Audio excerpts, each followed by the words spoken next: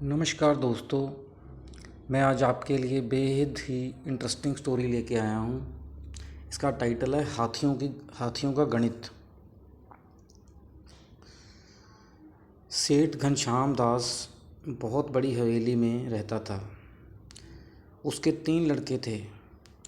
पैसा, नौकर चाकर, घोड़ा गाड़ी तो थी ही, मगर उसे अपने खजाने में सबसे अधिक प्यार अपने 17 हाथियों से था।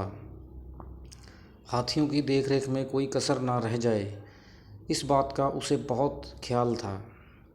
उसे सदा यही फिक्र रहती थी कि उसके मरने के बाद उसके हाथियों का क्या होगा। समय ऐसे ही बीतता चला गया और सेठ को महसूस हुआ कि उसका अंतिम समय अब दूर नहीं है। उसने अपने तीनों बेटों को अपने पास बुलाया और कहा कि मेरा समय आ गया है।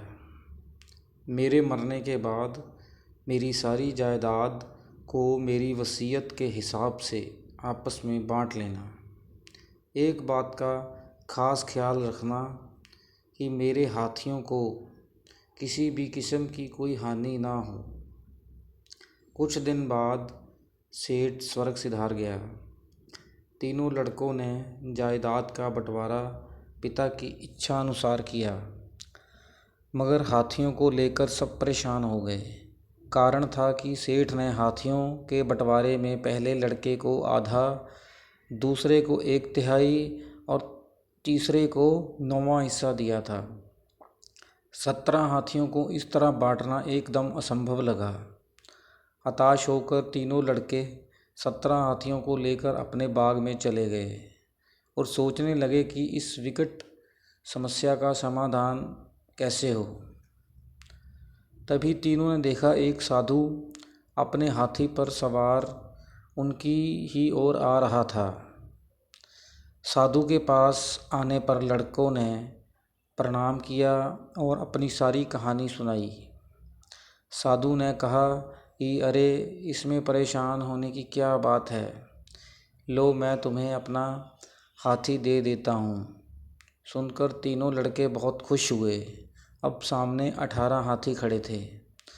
साधु ने पहले लड़के को बुलाया और कहा कि तुम अपने पिता की इच्छा अनुसार आधे यानी 9 हाथी ले जाओ।